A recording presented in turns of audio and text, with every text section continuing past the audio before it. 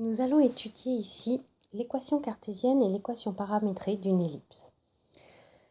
Une ellipse est constituée d'un grand axe et d'un petit axe. Nous allons appeler petit a la moitié du grand axe, c'est-à-dire cette longueur-là, et nous allons appeler petit b la moitié du petit axe, c'est-à-dire cette longueur-là. Ainsi, ici, nous pouvons voir une ellipse qui a un petit a qui vaut ici donc 5. 1, 2, 3, 4, 5. Un petit axe, un petit b qui vaut 3. Et enfin, le centre O ici de l'ellipse a pour coordonnées 3, 1. Nous allons donc maintenant pouvoir écrire l'équation de la cartésienne de cette ellipse grâce à la formule suivante. X moins x0 au carré est égal à a au carré, y moins y0 au carré sur b au carré est égal à 1.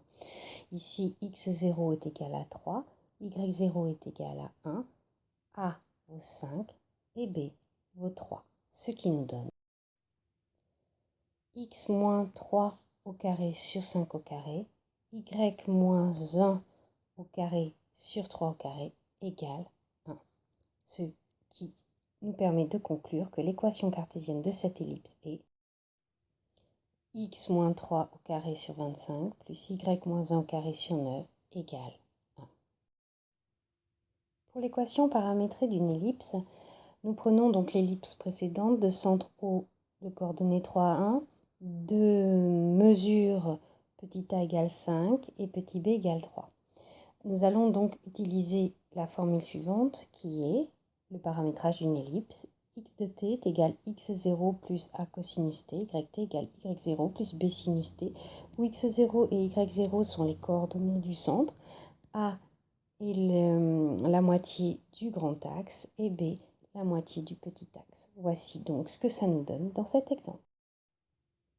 X de t est égal à 3 plus 5 cosinus t, y de t est égal à 1 plus 3 sinus t, et bien sûr t appartenant à R si nous voulons faire le tour de l'ellipse.